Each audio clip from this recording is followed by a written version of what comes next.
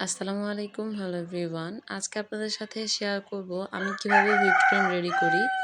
যদিও হুইপড ক্রিমের কোনো রেসিপি নেই, খুবই সিম্পল হুইপড ক্রিম বানানো। একটু ধৈর্য নিয়ে, একটু সময় নিয়ে আপনারা এটাকে বিট করবেন ততক্ষণ পর্যন্ত যতক্ষণ না এটা ভালোভাবে স্টিফ হয়ে যায়।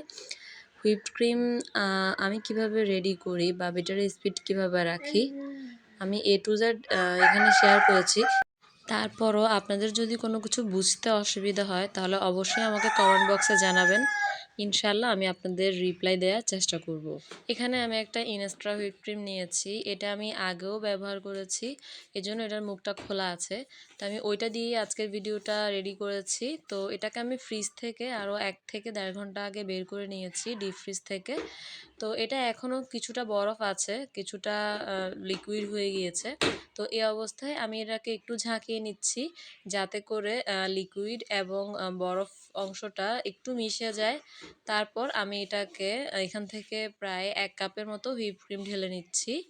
আপনারা হুইপ ক্রিম দিয়ে কাজ করতে করতে হুইপ ক্রিমের পরিমাণটাও বুঝে যাবেন, 1 পাউন্ডের জন্য কতটুকু লাগবে, হাফ পাউন্ডের জন্য কতটুকু লাগবে।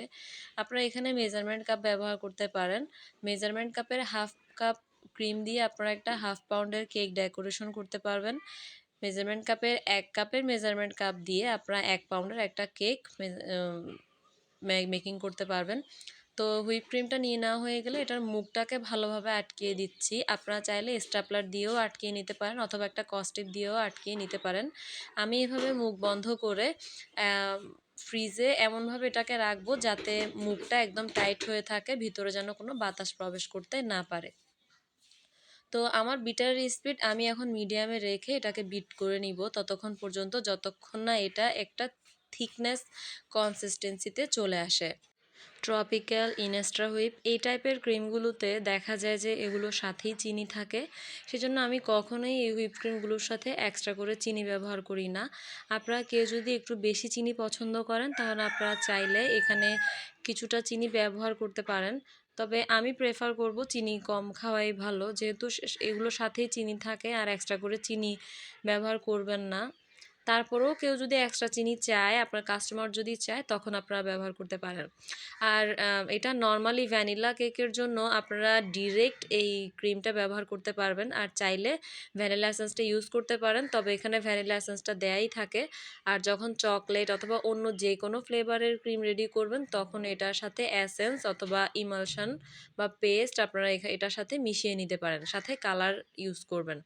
তো বিট করতে করতে একটা পর্যায়ে আমার এটা অনেকটাই ঘন হয়ে এসেছে, আপনারা নিশ্চয়ই দেখেই বুঝতে পারছেন।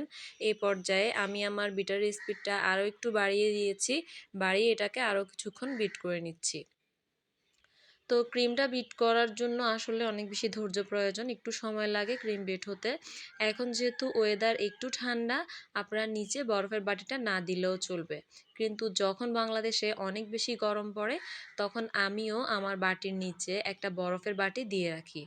দেখা যায় যখন আমি যেদিন আমার কেকের অর্ডার থাকে আমি আগে থেকেই একটা বাটিতে বরফ জমিয়ে নেই, এবং যখন ক্রিমটা রেডি করব তখন বরফের বাটিটাকে ক্রিমের বাটির নিচে রেখে তারপরে আমি আমার ক্রিমটাকে রেডি করি। তাহলে দেখা যায় খুব দ্রুত ক্রিমটা রেডি হয়ে যাবে। না হয় দেখা যায় গরমকালে ক্রিম হতে অনেক বেশি সময় লাগে। অনেকেরই কমপ্লেইন থাকে যে ক্রিম গলে যায় বা ক্রিম সুন্দরভাবে স্টিফ হতে চায় না। রেডি করার পর গরমে আসলে ক্রিম কখনো গলে যায় না। ক্রিম ভালোভাবে স্টিফ না হলে তখন এটা দিয়ে আপনি স্টেবল কোনো কাজ করতে পারবেন না, এটা একটা প্রবলেম হয়। কিন্তু কখনো এমন হয় না যে ক্রিমটা বানানোর পর এটা গলে যায়। অন লং টাইম আপনি গরমের মধ্যে রাখলে তখন দেখা যায় এটা একটু ফোমি ফোমি, মানে একটা ফেনা ফেনা টাইপের হয়ে যায়, এটা আমিও খেয়াল করেছি। এই সিচুয়েশনে আমি আমার হোল বেকিং লাইফে একবার পড়েছি। আমি তখন নিজেই একবার যখন কেক ডেলিভারি করতে গেলাম তখন এত বেশি গরম পড়ছিল যে আমার কেকের উপরে যে সুগার বলগুলো রয়েছে ওই সুগার বলগুলো গলে একদম ক্রিমের সাথে মিশে গিয়েছিল, এবং ক্রিমগুলো একটু ফেনা ফেনা টাইপের হয়ে গিয়েছে। তখন আমি বুঝতে পেরেছিলাম যে গরমে আসলে ক্রিমের কি অবস্থা হয়। তবে আমার ডিজাইনে কোনো হেরফের হয়নি, আমার ডিজাইনই নষ্ট হয়নি, ক্রিম কখনো গলে যায় না। তারপরও আপনাদের যাদের কমপ্লেন থাকে ক্রিম গলে যায় তারা আপনারা চাইলে কেকের ক্রিমের সাথে একটু জেলাটিন গলিয়ে জেলাটিনটা ব্যবহার করতে পারেন। সেই ক্ষেত্রে আপনারা জেলাটিনটাকে একটু গরম পানির সাথে মিশিয়ে আপনারা রেখে দিবেন প্রায় 10 থেকে 15 মিনিটের মতো। এরপর আপনারা সেই মিশ্রণটাকেই কেকের ক্রিমের সাথে মিশিয়ে নেবেন।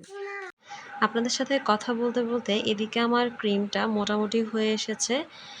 এখন আমি বিট করছি, আরও 2 থেকে 3 মিনিটের মতো লাগবে। যেহেতু ভিডিওটা আনকাট ভিডিও, আপনাদের কাছে দেখতে একটু বোরিং লাগতে পারে, কিন্তু আপনাদেরকে বোঝানোর সুবিধার্থে আমি ভিডিওটা ফাস্টও করিনি এবং কোনো অংশ কাটও করে দেইনি। বিটারের স্পিডটা আমি এখন হাই স্পিডে দিয়ে বিট করছি। তো এটা একদম ভালোভাবে স্টিফ হয়ে গেলেই আমি এটা বিট করা অফ করে দিব।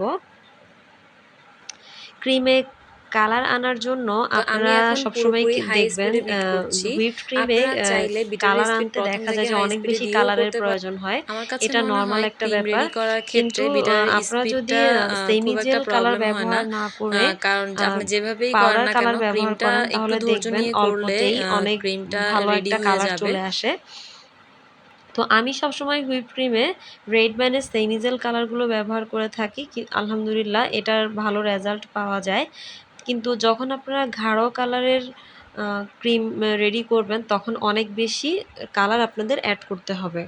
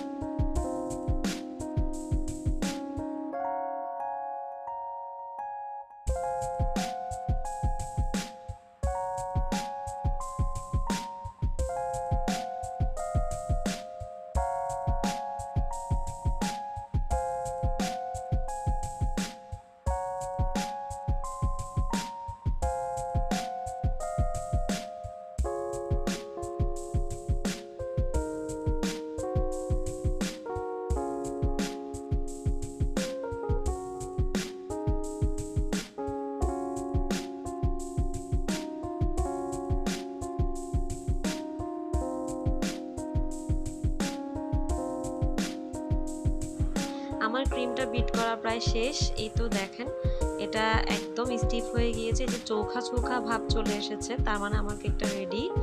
এবং আমি যখন বাটিটাকে উপর করে ধরবো তখন দেখবেন ক্রিমটা কিন্তু পড়ে যাবে না।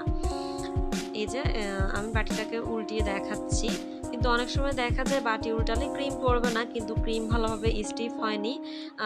সেই জন্য আমি আপনাদেরকে বলছি যে চোখা চোখা একটা ভাব, আপনি যখন ক্রিমটা বা কোনো চামচ দিয়ে উঠাবেন দেখবেন একদম চোখা টাইপের একটা ভাব থাকবে ক্রিমের মধ্যে। আমি যেটা একটু আগে আপনাদেরকে দেখিয়ে দিলাম বিটারের কাটা উঠিয়ে। তো এখানে একটা পাইপ অ্যান্ড ব্যাগে আমি 1M নজল ভরে নিয়েছি। এখন আমি এখানে এই ক্রিমটা দিয়েই আপনাদেরকে ছোট ছোট কিছু ডিজাইন রেডি করে দেখাবো, যে ক্রিমটা আসলেই যে পারফেক্ট হয়েছে সেটা বোঝানোর সুবিধার্থে। তো আমি একটা স্প্যাচুলা দিয়ে ক্রিমটাকে পাইপ অ্যান্ড ব্যাগে ঢুকিয়ে নিচ্ছি। আপনারা নিশ্চয়ই দেখেছেন আমি এটা কীভাবে করছি। আপনারা চাইলে একটা গ্লাসের মধ্যে পাইপ অ্যান্ড ব্যাগটাকে রেখে তারপর ক্রিম ঢুকিয়ে নিতে পারেন, অথবা আমি যেভাবে করছি এভাবেও করে নিতে পারেন। তো আসলে এই প্রবলেমটা আমার মনে হয় সবার ক্ষেত্রেই হয়। পাইপ অ্যান্ড ব্যাগের প্রথম দিকের ক্রিমগুলো একদম ঠিক থাকে, আর হাতের গরমে শেষের দিকের ক্রিমগুলো একদম নরম হয়ে আসে। এটার জন্য ঘাবড়ানোর কিছু নেই। যেটুকু ক্রিম নরম হয়ে আসে, আপনার অবশিষ্ট যদি আর কোনো ক্রিম থাকে ওটার সাথে এই নরম ক্রিমটুকু মিশিয়ে দিবেন, দেখবেন ক্রিমটা নর্মাল টেক্সচারে চলে আসবে। তো আমি এই 1M নজলটা দিয়ে আপনাদেরকে রোজ রেডি করে দেখাচ্ছি। দেখেন আলহামদুলিল্লাহ খুব সুন্দরভাবে এখানে কিন্তু একটা রোজ রেডি হয়ে গেছে। তো এভাবে আমি এখানে কিছু ডিজাইন আপনাদেরকে করে দেখাচ্ছি। আশা করি আজকের ভিডিওটি আপনাদের সবার জন্য অনেক বেশি হেল্পফুল হবে। আপনারা সবাই আমার পরিবারের জন্য দোয়া করবেন। এরকম নতুন নতুন ভিডিও পেতে আমার চ্যানেলটি অবশ্যই সাবস্ক্রাইব করবেন এবং পাশে থাকা বেল আইকনে ক্লিক করে দিবেন, যাতে আমি কোনো ভিডিও আপলোড করলেই সবার প্রথমে আপনার নোটিফিকেশন পেয়ে যান। আজ এ পর্যন্তই, দেখা হবে অন্য কোনো দিন অন্য কোনো ভিডিও নিয়ে। সে পর্যন্ত ভালো থাকবেন, সুস্থ থাকবেন। আল্লাহ হাফেজ।